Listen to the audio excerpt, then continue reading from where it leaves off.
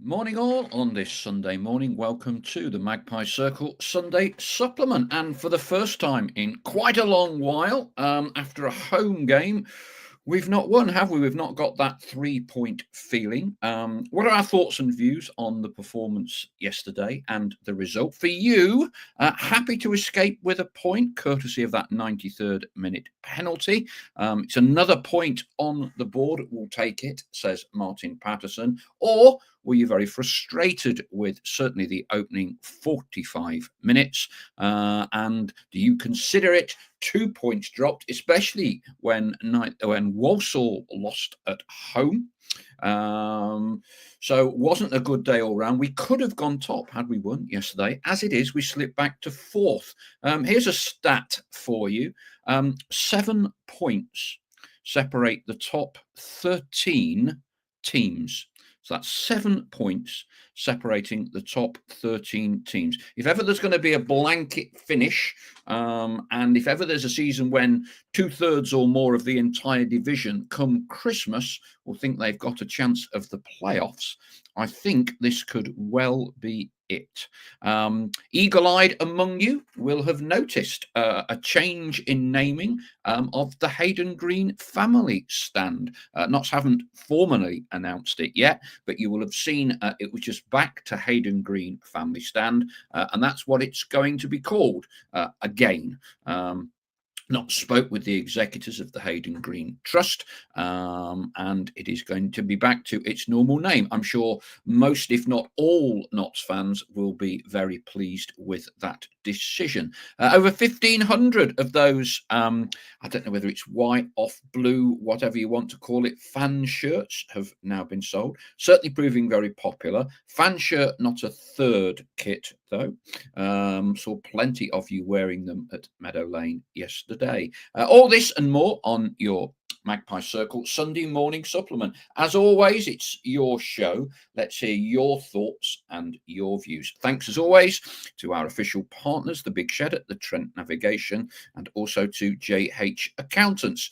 If you like what we do, there's a little red square somewhere on the screen. Like and subscribe. And for the professionals view, we'll be back with Mark Stallard on Monday evening ahead of our home game with Colchester on Saturday next week. Back-to-back home games. Let's get some thoughts from the flock. A few gremlins this morning with YouTube. The first one wasn't until 10:01 while I was hastily trying to get it sorted. So Spotter's badge goes to Wayne Wilkins. I'm guessing he's in Barcelona. He normally is, but a bit of a globe trotter. Morning all. Could see that result, i.e. not winning, coming a mile off. We are Notts County after all. Ian Cooksey, it was one of those games where if you couldn't win, make sure you don't lose. Would agree with that, Ian. Richard Hawksworth, morning all. An important late equaliser yesterday to keep momentum going. Only side in the league to be unbeaten in 6. We are top of the form table. Despite an off day, we keep the faith. Tim Watchorn, very disappointing after Monday. Too slow by far. Stephen Moore, gifted them a goal, then they defended for their lives. Can't really fault our second half endeavours. That's football. Ian Cooksey goes on. For me, the first half was a continuation of the second half at Cheltenham. Morning to Greza. Greza wasn't tuning in live, excuse me, take a slurp of my coffee on Friday, but he's back this morning. Thank you. Take the positives out of the negatives. If we'd have lost, we would still be in fourth. We're still on an unbeaten run in the league. We're still the form league of League Two. Yeah, we are, Greza. I tell you what, Bromley just behind us. Have they won 4 on the bounce now? Interesting. I do really think this is a blanket finish season, the way that it is shaping up. You know, looking at the table, I would say literally down to about Bristol Rovers, 16th. I think every one of those teams will fancy they can get in the playoffs. Everyone. I think that bar I think bar a couple of teams, every team has now won 4 games. So in other words, every team this season, I think bar the bottom 2, have won 1 in 4. And I guess that really, I'm sure we didn't need any lessons, did we, or reminders? But this for me in the league, in this league, is the huge difference to the National League. I think at National League level, you can get away with being poor, below par, rattling off lots of wins, more or less expecting you're going to get the 3 points at home. But Harrogate, struggling. Fair play to Simon Weaver. I think we all thought he was crying it in, didn't we, when he said he would only play 3 substitutes? He was right, wasn't he? One of them was a goalkeeper, and I did have a feeling. A lot of the flock were saying, "Oh, James Belshaw not playing, past it, blah blah blah blah blah." I had a feeling he'd play in that game, and I thought he did decent. In a funny way, didn't necessarily have that many saves to make, did he? I thought Tyrese in the first half should have scored. It was a good save by Belshaw, but I think Tyrese should have put that ball out of the reach of Belshaw when he was in one-on-one. Decent save from Belshaw from Jatta early in the second half, wasn't it? Jatta fizzed one, bounced in front of him. Not easy to deal with on that kind of like greasy surface, and he pushed that one wide to the right. Obviously took half an hour to take the goal kicks in front of the cop, but then we'd all expect that, wouldn't we? Greza Maxwell. Anyway, what's I've done him, haven't I? Wayne Wilkins. There are certainly more positives than negatives. I agree. From our perspective, it was crucial to score first, 100%. With how we know they play at Meadow Lane over the past season. Yeah, I was talking to my pals around me. We were all of the opinion we needed an early goal because that kind of changes the Harrogate game plan, doesn't it? But I thought, to be fair to them, I thought they defended well. I thought the centre half, by and large, nullified Jatta for the full 90 minutes. And getting the goal when they did. In a funny way, I was quite pleased when the ref blew for half time because I thought in the last 3 or 4 minutes of the second half, of the first half, they were more likely to add a second than we were to score. Ian Cooksey, we need Matty Palmer back in the starting lineup next Saturday. Looks more assured and offers more than Tom Iapenda. Morning from Kay. Richard Elvian, the atmosphere significantly lifted once the drummer took his set in the Cop. Helped the team, I'm sure. The Cop won us that penalty. I tell you what, on penalties, Elvian, check out the blog. Again, we had a few teething issues getting that uploaded last night. It's on now this morning, so take a look at that. I likened Harrogate to almost playing basketball in their own in their own penalty box. Succession of penalty appeals, weren't there? Didn't get any of them for the ref. Didn't get any of them. Didn't even look like he was going to give one. And then the Jarvis one, wasn't sure. I guess in the olden days, you would call it a home penalty. A home penalty. Well done to Jarvis. Got past his man. Got the right, got goal side of him. Then the defender kind of has a decision to make, and we got the penalty. I don't know what everyone else thought. I thought it was probably a 50-50 shout. I certainly think that there were appeals before that looked to me to be more of a stonewall penalty than the one that we got. Interesting, wasn't it? For the penalty, Matty Dennis took it.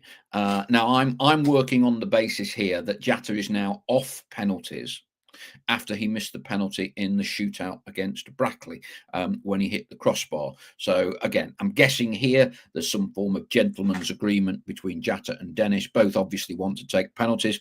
Both want the golden boot.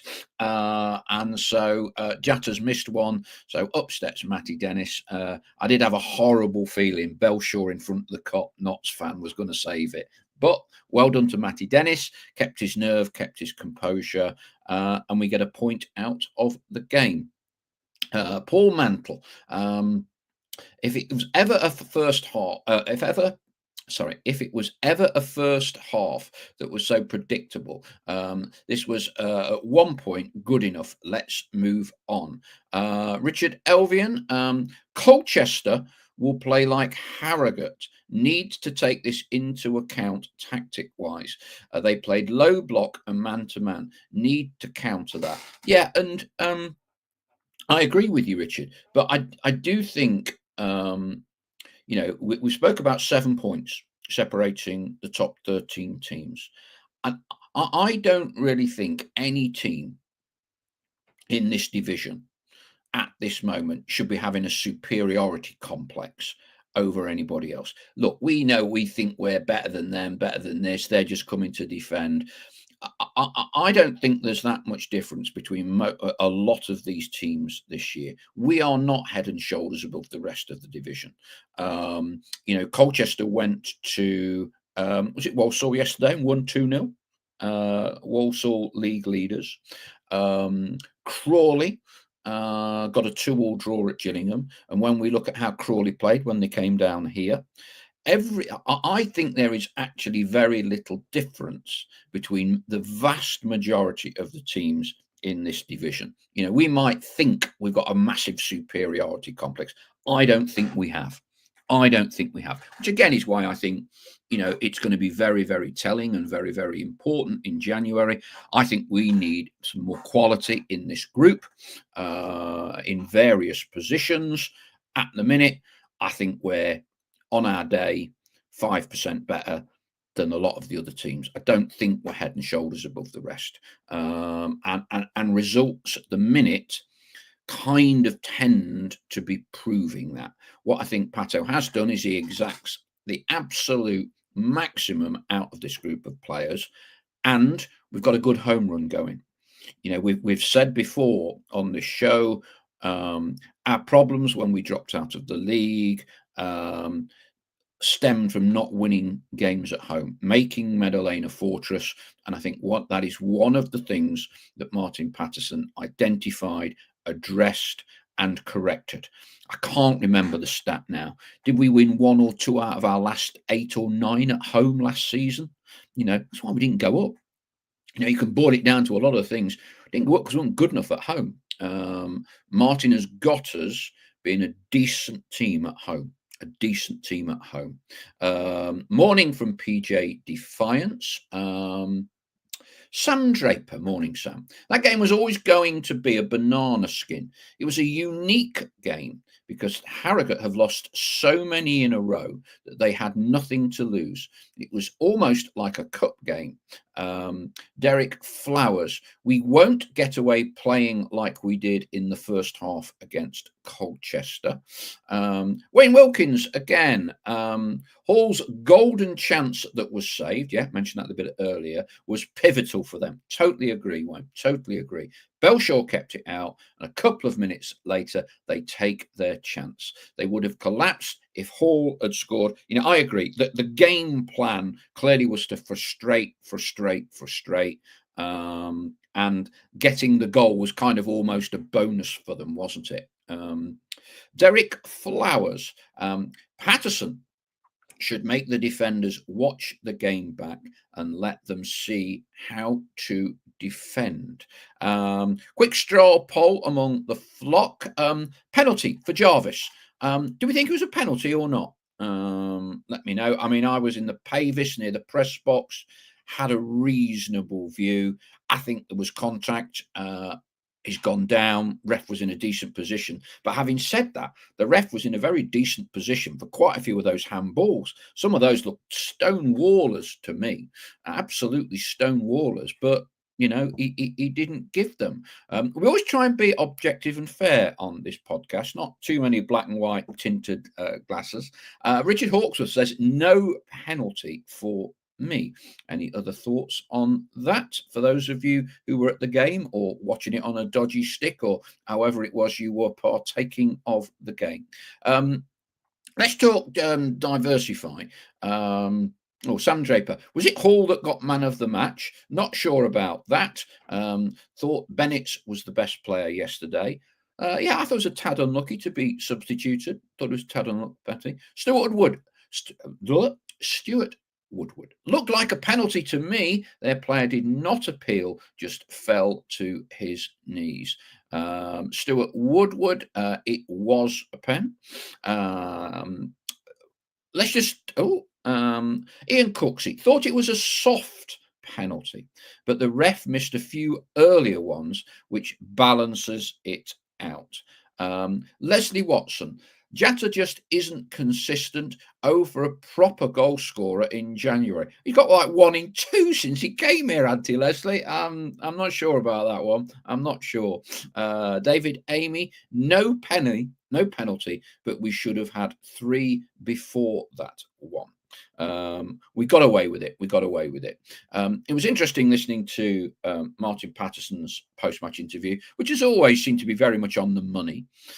He was talking about being more ruthless in the final third. He spoke a bit, which I thought was a good point, about more one-on-ones, exposing the opposition. Didn't think we turned their defence much at all yesterday. And I do think when we play in the way that we play, if we are too slow, the back line of the opposition doesn't get turned, doesn't necessarily get too tired because they're always playing the way they're facing. Any defender will always tell you what they don't want. They don't want to be running back to goal.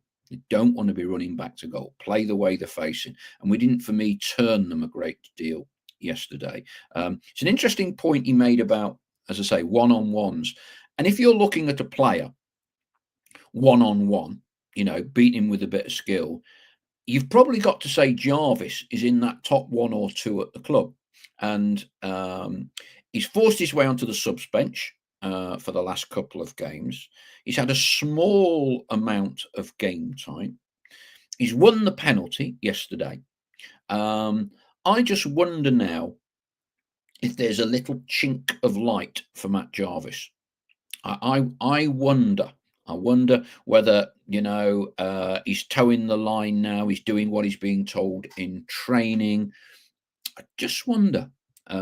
We might see a bit more of him because he was ultimately the one that unlocked the penalty by taking the defender on, getting into the box, winning the penalty. Thoughts? Do we want to see some more of Jarvis? Do we not think he's done enough yet? Wayne Wilkins, it's a foul, but initially outside the box, so not a penalty. Others before that were, though. I have a feeling, Wayne, when I'm watching Howard Webb, and I might be wrong on this, you would probably know more than me. If the foul starts outside the box, but continues into the box, then it's a penalty. I think I might be wrong. If that foul continues, Sam Draper, the penalty was a bit soft, but we should have had one earlier anyway. Seems like the ref caved in, but a draw was a fair result. Never underestimate fans. Never underestimate fans. I do wonder if we'd been attacking the other end, whether we'd have got that penalty. But it's in front of the cop. We're baying for blood, aren't we? He's turned down quite a few. Tim Watchon. My dad used to say it was a penalty because the referee said so. Equally, I thought it was soft too. Paul Hawksworth. Morning, Paul. I'd like to go on record and thank Martin Patterson for restoring my enjoyment to Saturday afternoon. Football man and proper manager. Well, he's designated a head coach, Paul, isn't he? But I think we'd all agree he's a manager. He's a manager. Derek Flowers. That point could be so important come the end of the season. Ian Cooksey, Martin Patterson hinted that players who hadn't played a part were being considered. Yeah, he made the point as well, in my little thoughts, read Jarvis, chink of light for the lad. He said that they made the team better, didn't he? He said they made the team better. Palmer is clearly this season as much as any other season, we appear to get the points and we appear to play better when he is on the pitch than when he is not. So I'd be surprised if Matty Palmer doesn't start next week against Colchester. Paul Hawksworth again. As for Alassane Jatta, Paul is a big supporter of Alassane. I simply do not understand why every single one of the 10,000 do not like him. He's the best we will get, and my first name on the sheet. Best we've had for ages, says Paul. Thoughts on that, the flock? Yeah, I mean, I remember when we signed Alassane, I was sceptical, if I'm honest, and I was sceptical based on the fact he'd not played English football. He'd been in various European leagues. And we were kind of asking him to do something he'd never done before in English football, i.e., lead the line against English League Two centre halves. And I think when he first came, he had to wait for the work permit. And I think he found it tough. But I think when you look at his goals record, which is nearly 1 in 2 since he arrived, he led the line last year. He's got over 20 goals in his first full season in English League Two. We, by and large, only play with one striker. He's had a tough start to this season with the suspension and the shenanigans over not getting a visa to be able to take part in the pre-season tour. I think he's done really well for us. He surprised me in many respects. When we first signed him, he surprised me, and I think you have to give him an awful lot of credit for that. Matt Dennis has done great, no two ways about it, but I think Jatta scores goals and leads the line as a one-man striker. I think that is hard.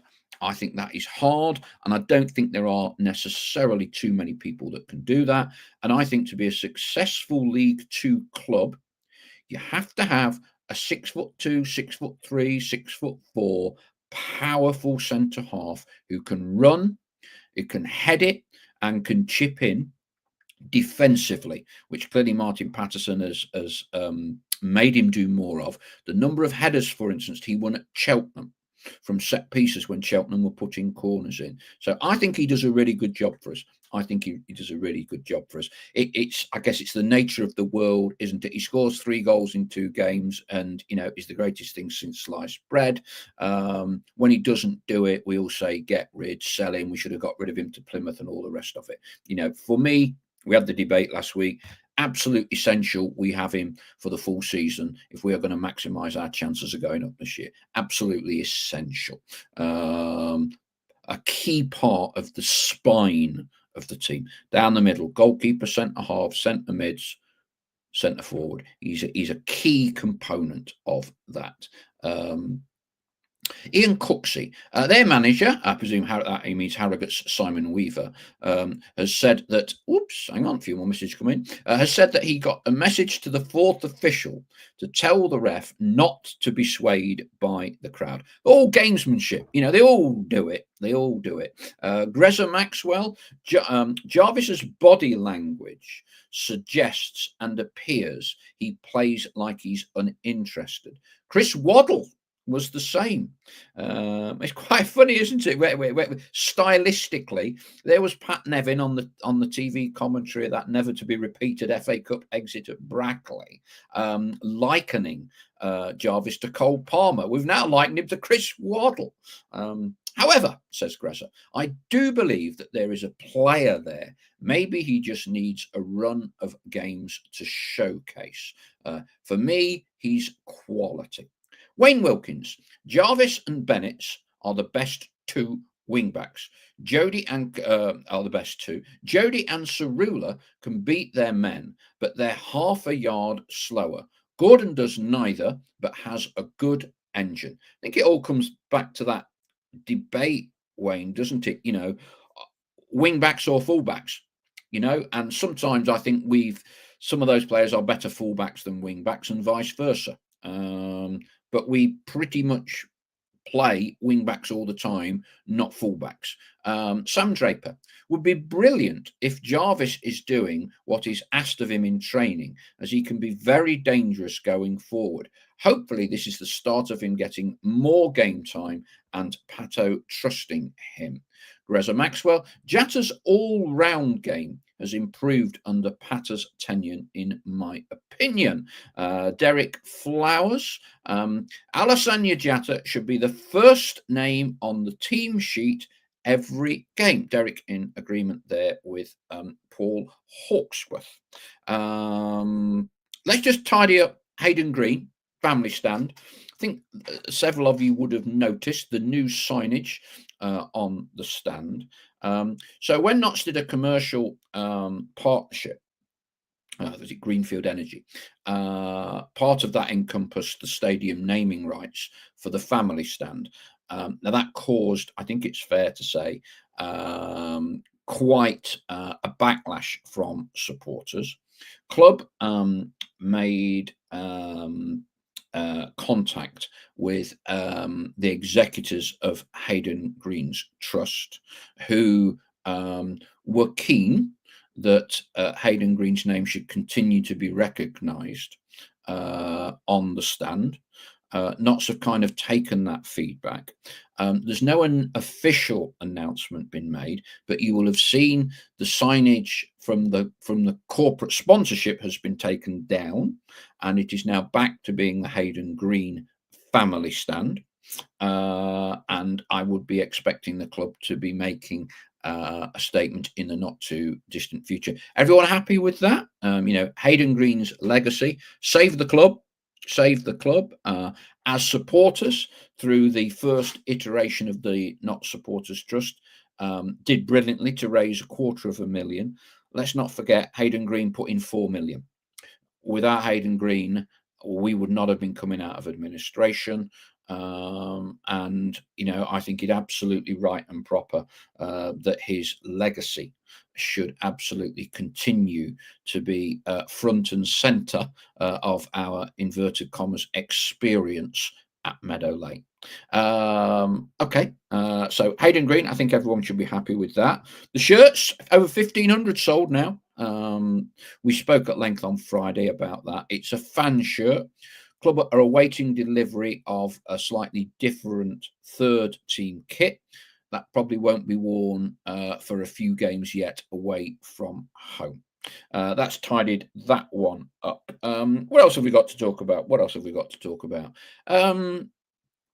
I thought crowds, I think, over 10,000 again on Saturday. I thought that was a great turnout. It wasn't the best of days. But I think to continually get 5 figures at home when you are playing teams with not necessarily a large away following, and we've had quite a lot of those, I think it's absolutely brilliant. I'm still genuinely surprised in a way. I thought it might tail away a little bit this season. We are winning at home, which clearly is good. We're in the playoff picture, stroke autos picture, have been for a few weeks now. I think that all helps. But I think, every one of us should be taking, a collective bow for that. I do think it is unbelievable that we are getting those size of crowds. We're doing our bit, and I just hope that the revenue that we are generating on a match day enables the club to be equally ambitious, shall we say, when January the 1st comes around. Gary Phillips, dropping Jatta for a game wouldn't hurt. He wasn't at his best yesterday. Not bad, but not at his best. Yeah, I mean, look, I thought it wasn't one of his better games, Gary. He is always likely to score a goal. I thought the centre half played him very well. I thought Jatta got very little change out of him. Even then, even then. He's had the long-range strike at the start of the second half, tipped around by Belshaw, which I thought was a good effort. And Jatta had the header, didn't he, towards the end of the game. Far post header, nodded it back across goal, just wide. Even then, for me, Jatta doesn't hide in the box. He'll have the chances. Yeah, for me, it's difficult, isn't it, with Matty Dennis? We've had the debate before about playing two up top, but some of the things that you then lose. For me, he is the best inverted commas number 9 that we've got to lead the line and to score the goals, which I think is actually very hard on Matt Dennis. Very hard on Matt Dennis. But for me, Jatta edges it. Right, what else? Gary Phillips, without his injury, Dennis wouldn't have been dropped, don't forget. Indeed, excuse me, but I think that's part of having more than one striker that can score goals, isn't it, Gary? For me, I'd still not be ruling out another one in January. Goals win games. Sam Draper, 10,000. Brilliant turnout when Harrogate brought so few. Testament to the club, especially when after the club over the river are in the Premiership and Europe. Gresham Maxwell, did anyone see Salford's away following at MK Dons? They only took about 80. The county vlogs, when Palmer came on in the second half, he changed it a bit, but for me, was still poor. Gary Phillips again. I've not seen any evidence of Dennis and Jatta playing well together. Sam Draper. Any talk of Jatta not being good enough is a load of rubbish. He can be inconsistent, but he's a lower league player. Most of them are. Yeah, wouldn't disagree with any of that, Sam. Okay. So overall, fourth. You look at some of the other teams. Bromley are on a right roll at the minute. Walsall have been creaking a bit. Walsall creaking. Salford got turned over at MK Dons. From what we've seen so far, who are you thinking, are likely to be in the chase for the automatics? Who do you see? And we are Notts County. We tend not to fear anyone, do we? But what are your thoughts? Are MK Dons finally going to click into gear? They win one, lose one. They've got the same points as us, but clearly they have spent considerable amount more money. Who do we think will be challengers? Who do we think will be dark horses? Right, some more thoughts. Derek Flowers, is Jody Jones injured or just not on it? He's not been himself this season. Jody has had an injury, Derek. Before the game on Saturday, Martin Patterson said that Jody and Matt Palmer were in contention. Matty Palmer ended up on the bench. Jody Jones wasn't involved, so I don't think he is far off. Jarvis needs more game time, says the county vlogs. Steve Silver, Shuey, how are you, dear boy? AJ has a good day, scores. We need him. Best striker we have. With regards to the crowd, expect to see 10,000 every week from now on. McDonald back MK Dons, he says. Gary Phillips, there were a few players not quite at their best yesterday, and Harrogate played as well. They had done their homework. The county vlogs, I can see Cheltenham being a dark horse. They just slipped back a bit. Did they get beat yesterday? Gary Phillips, Swindon are likely to be the biggest threat if their experienced players stay fit. They have some serious quality and a shrewd manager. Sam Draper, looks like it might be MK's year. I wouldn't rule out Chesterfield for autos either. Certainly at the moment, Sam, I mean, it's kind of teams win 2, lose 1, go on a little run, then suffer.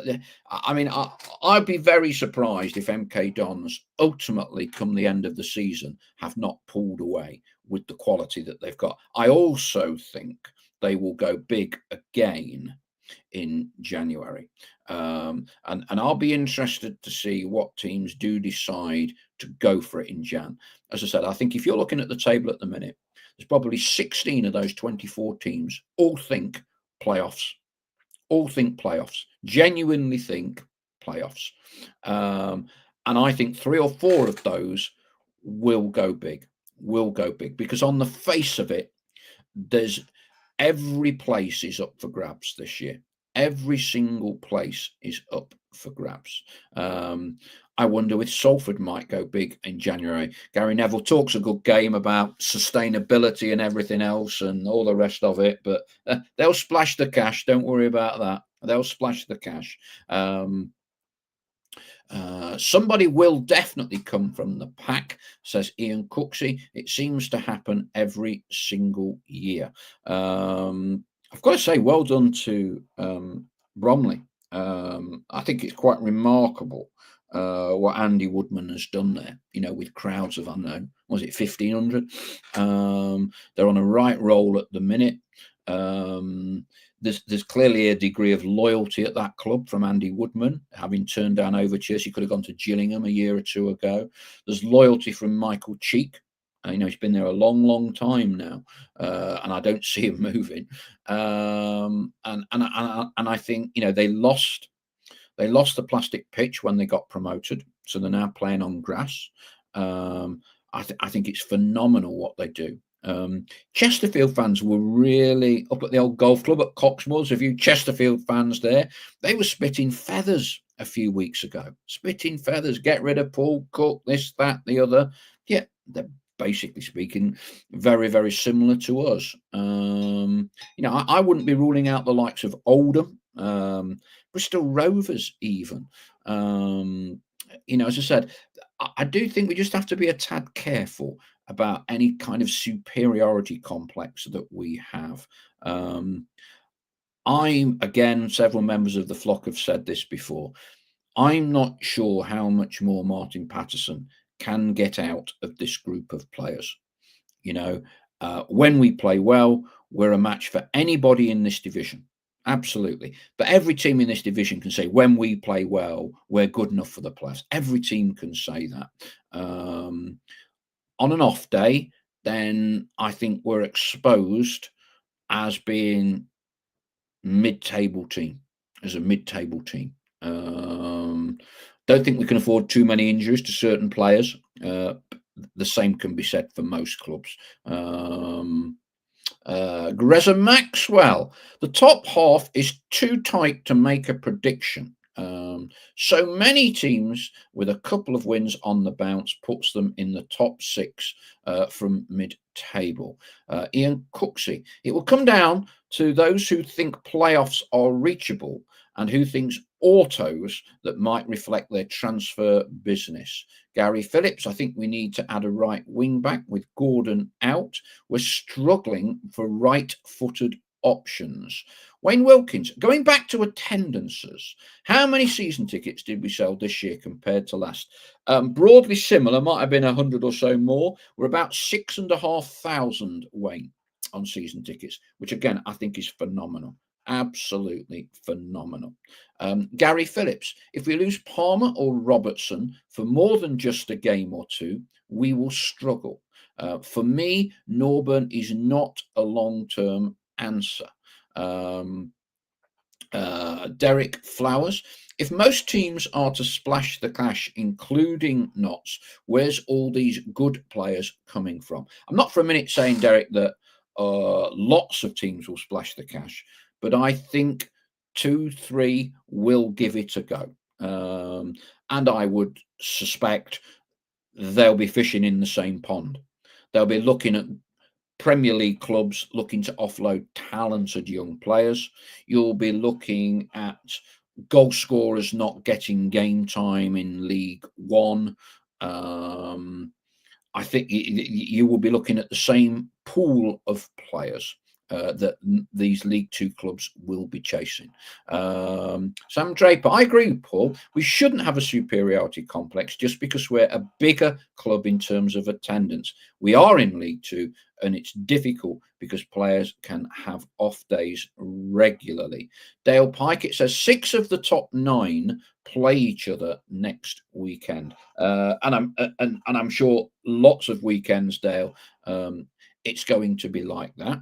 I think Colchester is going to be tough. I do. I think that is going to be a really tricky game for us. But again, like Sam's just said there, just because we get 10,000 and Salford take 80 fans away, just because we get 10,000 and Bromley get 1,500 at home, it doesn't ultimately, on any given weekend, make any difference to when their 11 players play our 11 players. Yeah. Yes, if we got 10,000 and Bromley's got 1,500, then in theory, we've got a lot more to spend on wages and transfer fees. And therefore, if we spend that wisely, we should have better players. But none of these are taken as read. Historically, Mr. Cooksey, me, Hawksworths, we were the tin pot little team in the Premier League with 7,000 gates. Yeah, but our, the pound that we spent, the Jack Dunnett, Jimmy Cyril pound that we spent, had to be worth £5 of Manchester United's spending pot when we were in the top division, and we were able to compete very successfully by being very shrewd and very frugal.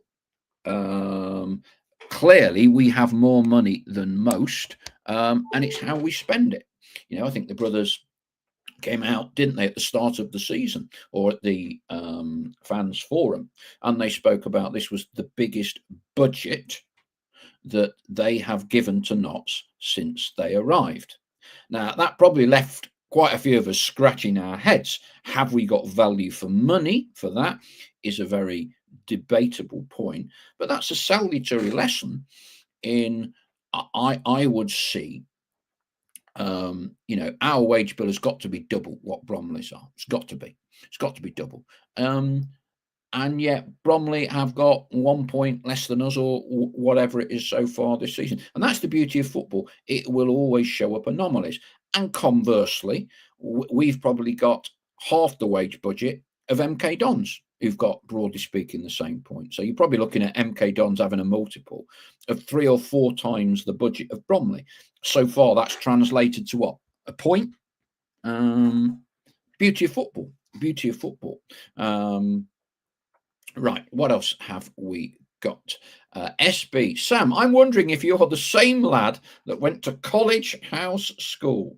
Agrees, Sam. Yes, I'm in Chilwell.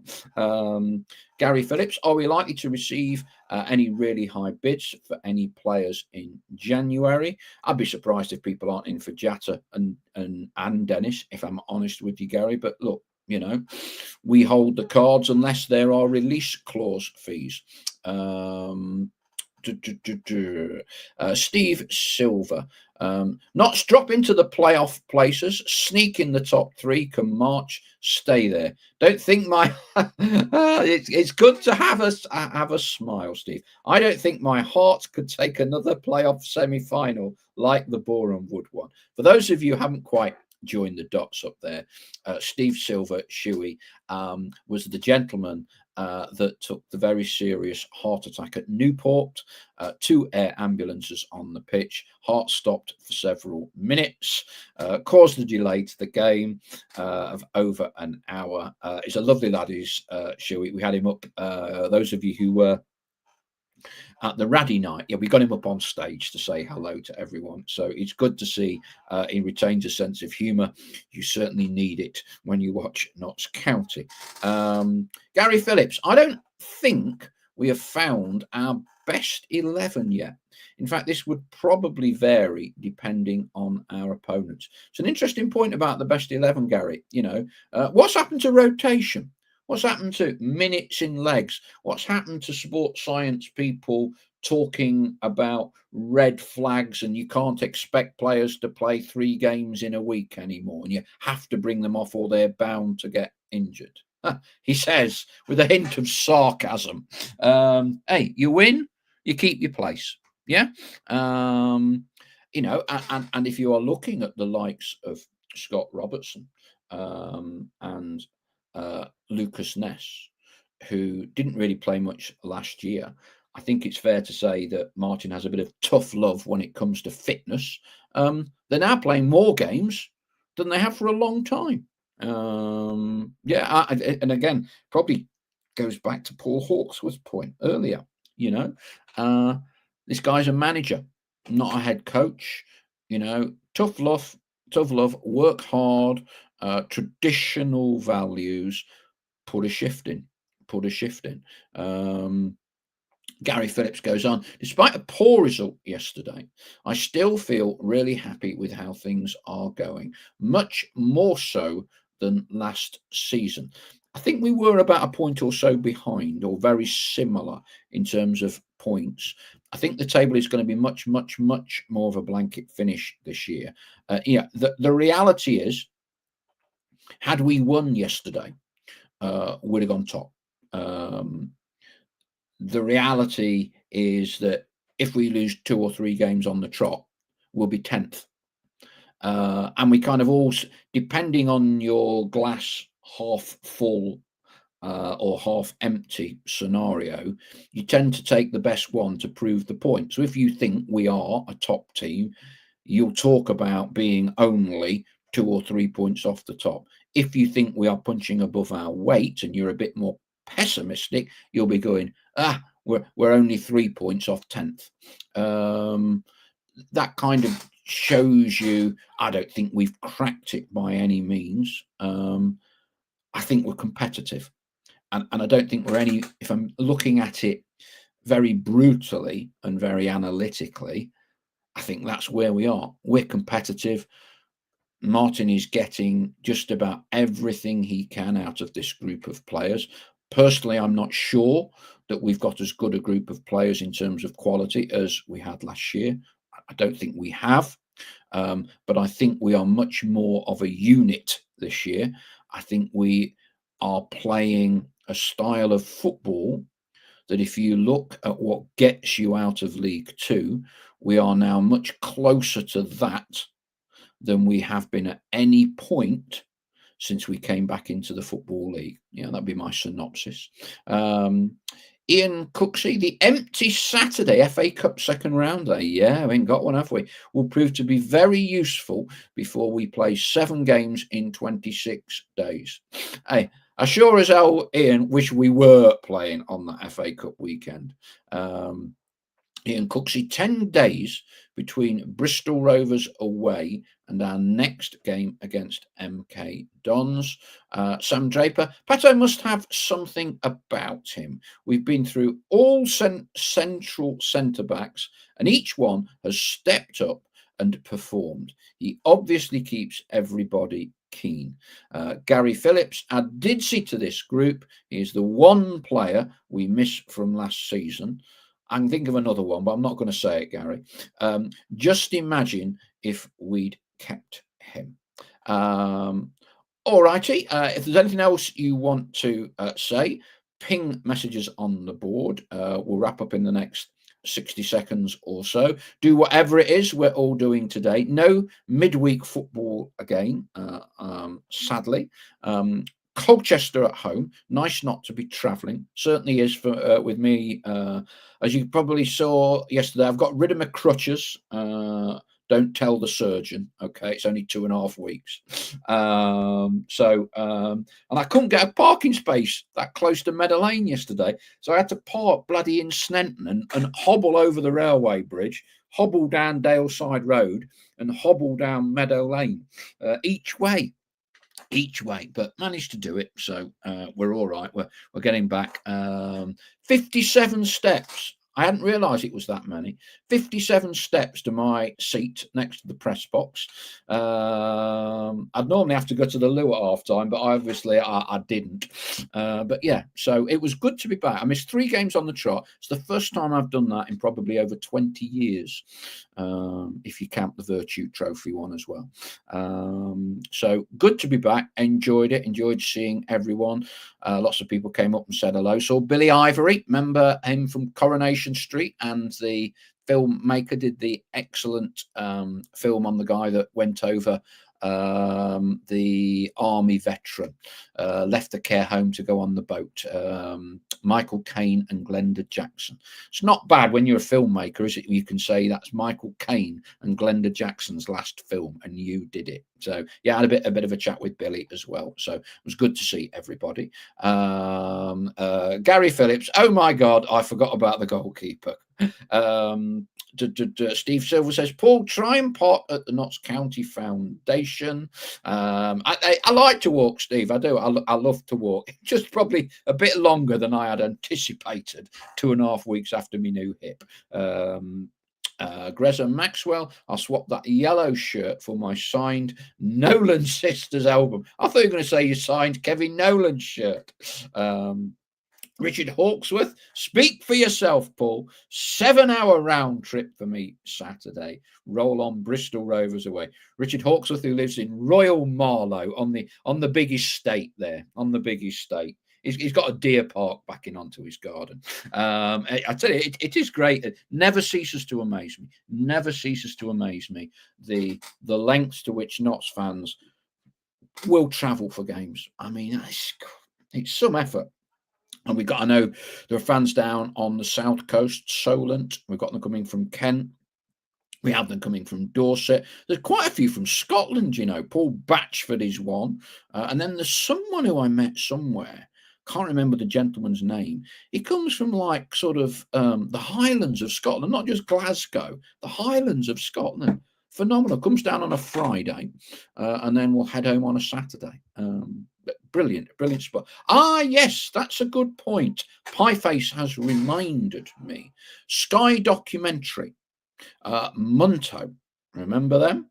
Yeah, there's a special documentary being commissioned by Sky. 8 o'clock it's available from tonight. I shall watch that. Matt Lorenzo, who I know a little bit, he used to be big TV anchor presenter on ITV. He was actually comms director at Notts for about 7 days when Russell King was at his height, getting into Sol Campbell and everybody else. So he dropped me a line about it as well. Sam Draper, does everyone remember the "If you still hate Bristol Rovers, clap your hands" chant? Yeah, that's going back, what, a good 30 years? Rosemary Mans is just joining us. Morning, Rosemary. Just one of those games where the ball didn't fall for us. I did think that, actually, Rosemary. Number of times the ball dropped in the box, didn't it? And it always seemed to drop to one of their players. And sometimes it's like that. Sometimes it's like that. Ian Cooksey, a fan comes from Belfast every game. Indeed, I've met him.